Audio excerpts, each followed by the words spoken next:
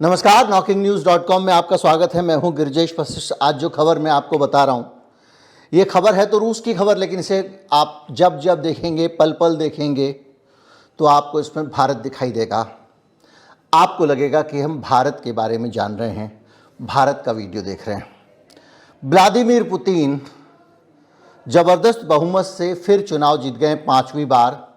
60% क्षेत्रों की ही गिनती हुई है और उसके आधार पर यह अनुमान लगाया गया है कि व्लादिमीर पुतिन को 87.98% वोट मिलने वाले हैं। और एग्जिट पोल में भी इसी तरह का अनुमान लगाया गया था। पब्लिक ओपिनियन फाउंडेशन का पोल था जिसमें पुतिन को 87.8% वोट मिलने की उम्मीद जताई गई थी। और सोवियत इतिहास में ये इतिहास की सबसे बड़ी जीत है। और Russian public opinion research centre ने पुतिन को 87% पर रखा है। पहले आधिकारिक नतीजों ने एग्जिट पोल को सही ठहराया है। चुनाव अधिकारियों के मुताबिक रूस में 74.22% वोट डाले गए, जो 2018 के 67.5% से कहीं आगे हैं। इन नतीजों के आने के बाद व्लादिमीर पुतिन रूस के 200 साल के इतिहास में सबसे ज़्यादा समय तक राज करने वाले नेता बन गए। डेमोक्रेसी से और लोकतंत्र में लोगों ने इनको वोट किया है। इनके निकटतम प्रतिद्वंदी को 4% के आसपास वोट मिले हैं।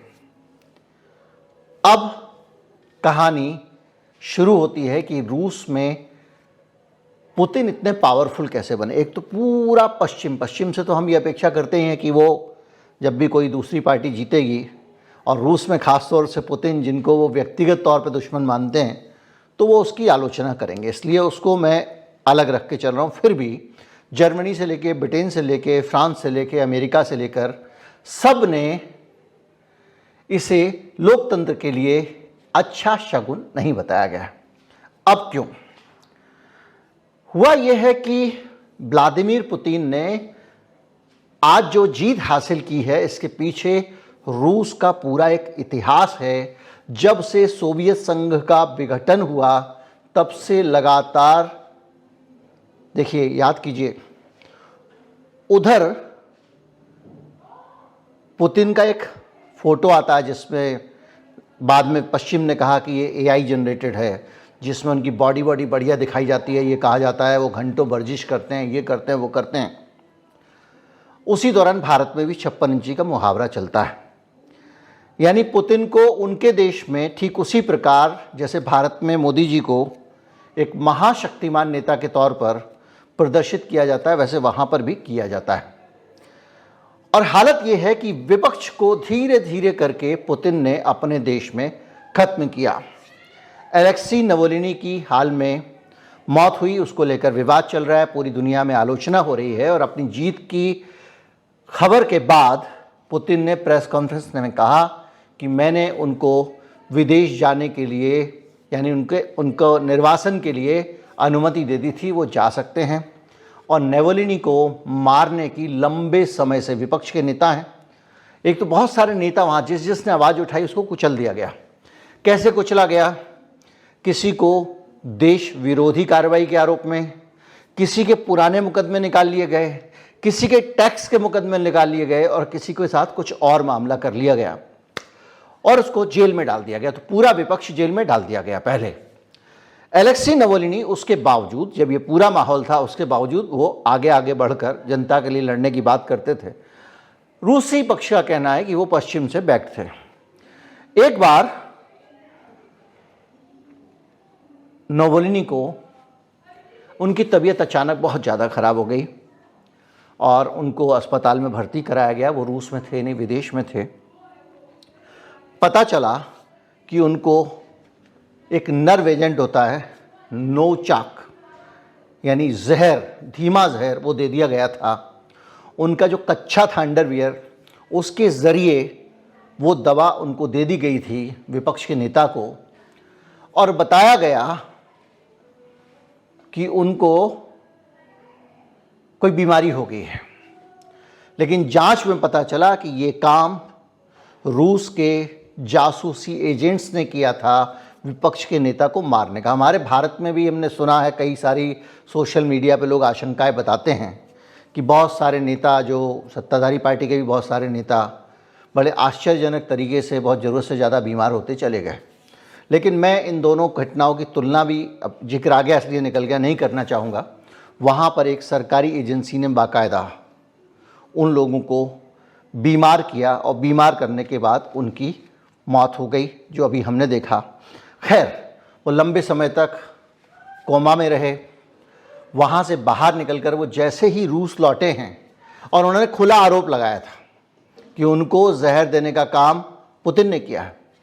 जैसे ही वो रूस लौटते हैं, रूस लौटने के बाद सीधे उनको 17 जनवरी 2021 को गिरफ्तार कर लिया गया, विपक्ष के नेता को, और उन पर आरोप लगाया गया कि इन्होंने पेरोल की शर्तों का पालन नहीं किया।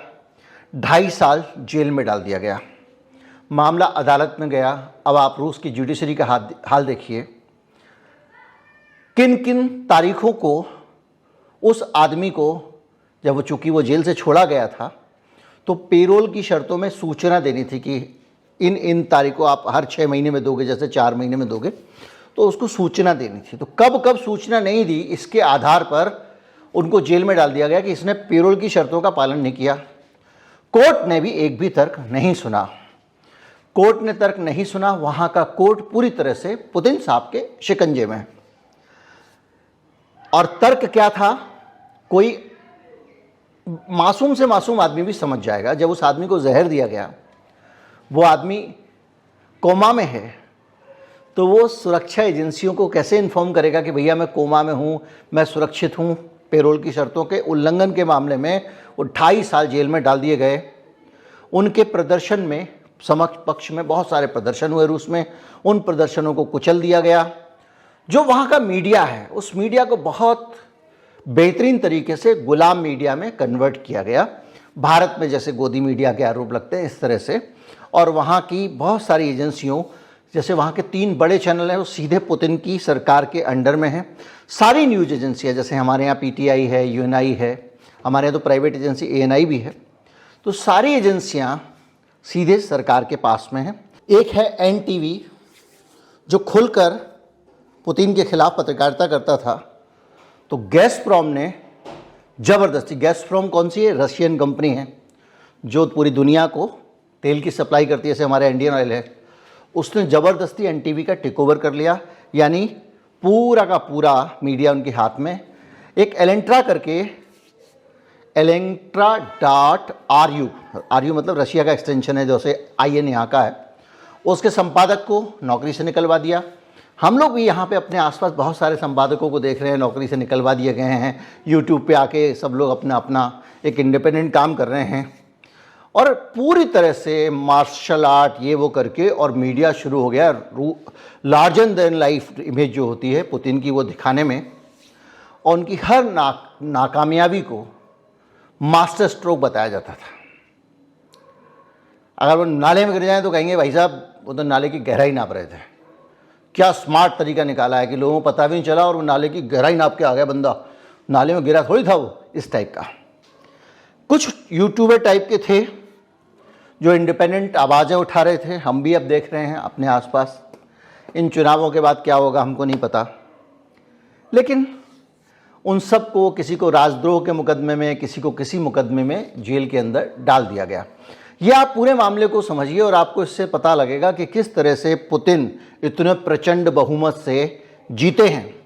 और जब ये प्रचंड बहुमत आप सुन रहे हैं तो आप बहुत सारे ऐसे लोगों का बयान याद कर रहे होंगे जो अक्सर आपको कहते हैं कि वो इलेक्टेड रिप्रेजेंटेटिव है। जैसे वो नेहा सिंह राठौर ने कहा कि एक आदमी ऐसे अश्लील गाने बनाता है, तो एक नेशनल चैनल की एंकर ने उसको तर्क दिया, उसको इतने लाख लोगों ने चुना है। मतलब वो अश्लील गाने बनाता है और वो सांसद है, इसलिए उसको ये अधिकार मिल गया कि अश्लील गाने बनाए, क्योंकि उसको बहुत सारे लोगों ने वोट दिया है। तो ये तर्क वहाँ पर भी लगातार चलता जा रहा था, और जो लोग इसके खिलाफ डिसेंट दिखा रहे थे, सरकार के खिलाफ सरकार की कमियां, खिलाफ मतलब विरोध होता है, सरकार की कमियां निकाल रहे थे और ये बता रहे थे कि सरकार कहां कहां लोकतंत्र को हड़प रही है, नागरिकों के साथ ये कर रही है, वो कर रही है। उन सब लोगों को अलग अलग आरोपों में, अलग अलग बहानों से, किसी को गांजे की पुड़िया रख के, किसी को कुछ करके, किसी को शराब घोटाले का नाम लगा के जेल में डाल दिया गया। और ये हद ये थी कि सेर्गेई स्मिर्नोव जो है, उसने एक पत्रकार है और उसने एक कार्टून को रीट्वीट कर दिया, इसीलिए उसको जेल भेज दिया गया। उस कार्टून में लिखा था कि कई तारीख लिखी हुई थी कि जो प्रोटेस्ट करना है पुतिन के खिलाफ वो कितनी तारीख को और कहाँ करना है, इसी आधार पर। यानी वहाँ पर जहाँ आपने प्रदर्शन किया पुलिस बहुत बुरी तरह से कुचलती है।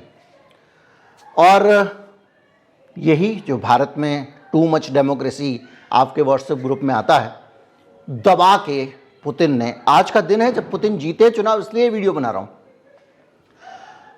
इसको वहाँ पर समाज में फैलाया और जहाँ पे जो भी विरोध प्रदर्शन करता था उसको कुचल दिया जाता था, कभी हिरासत में, कभी कोई।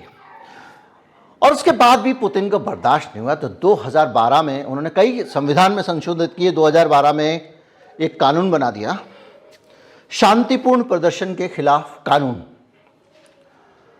और 2014 में से और सख्त करके बढ़ा दिया गया।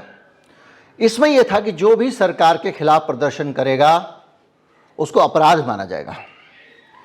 फिर जब पूरी दुनिया में लोगों ने कहा कि भाई साहब आप सरकार के खिलाफ प्रदर्शन को कैसे रोक लगा सकते हो, तो बोले हमने मना नहीं किया है। तो दुनिया में जब सब जगह विरोध हुआ तो उन्होंने कहा हमने मना नहीं किया है, हमने ये कहा है कि जो कोई बिना इजाजत प्रदर्शन करेगा उसके खिलाफ कार्रवाई होगी, परमिशन लेके प्रदर्शन करना पड़ेगा। अब आप मुझे बताइए, भारत में भी ये तर्क बहुत दोहराया जाता है, विदाउट परमिशन कर रहे थे साहब प्रोटेस्ट, सड़क जाम कर दिया साहब।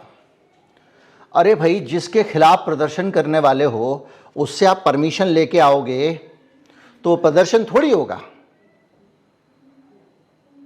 तो ट्रैफिक जाम कर देते। सब तरह के वहां पर कहा गया, इसी तरह से कुचल दिया गया, मतलब विरोध को एकदम दबा दिया गया कानून बनाकर। इसी तरह से उन्होंने 2014 में एक कानून बनाया जिसमें इंटरनेट और ब्लॉगर्स पर अंकुश लगा दिया गया था। कि ये लोग बहुत बोलते हैं, ब्लॉगर्स मतलब जो लोग लेख लिखते हैं इंटरनेट पे और जिनके पाठक 3000 से ज़्यादा होते हैं, उनको कहा गया कि आप सरकार के पास रजिस्ट्रेशन कराइए तभी आप वेबसाइट चला सकते हैं।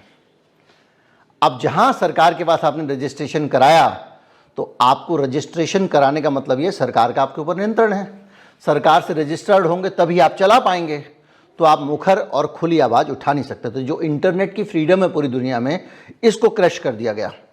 6 महीने का डेटा रखना पड़ेगा यूजर्स का, किन किन लोगों ने कब कब ब्लॉग पढ़ा और उसको देना पड़ेगा। अभी इससे आपको याद आ रही होगी, अभी हाल में जो कानून आए हैं आईटी वाले कानून भारत में, और जिस तरह से अलग अलग जगहों पर बहुत सारी बंदिशें लगा दी गई हैं और आने वाले समय में हमारे जैसे लोग भी इंडिपेंडेंट ओटीटी की तरह ट्रीट किए जाएंगे।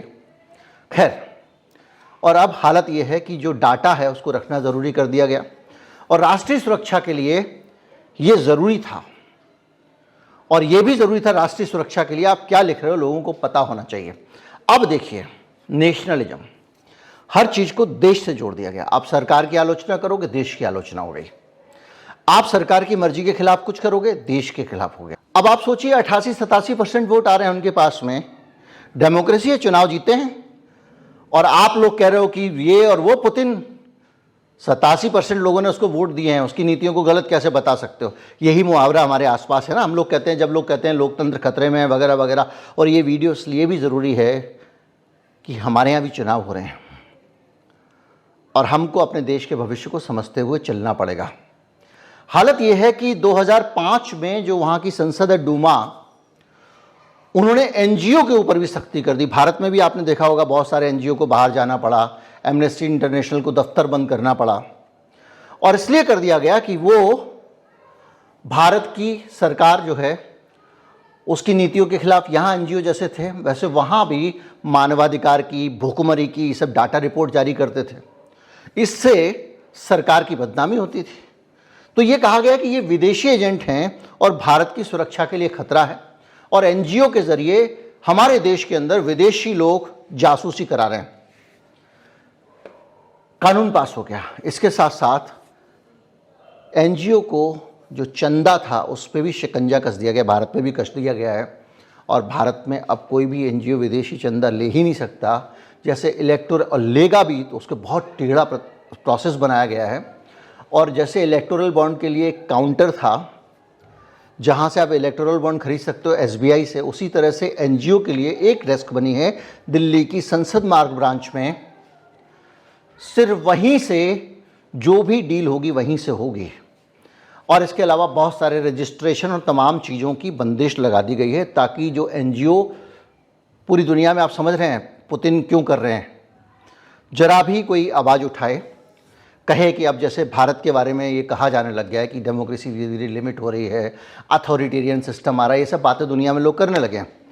तो उसमें ये कहा गया कि एनजीओ फंडिंग लाते हैं विदेशों से, विदेशी जासूसी का काम करते हैं वगैरह वगैरह, और विदेशी एनजीओस को बंद कर दिया गया।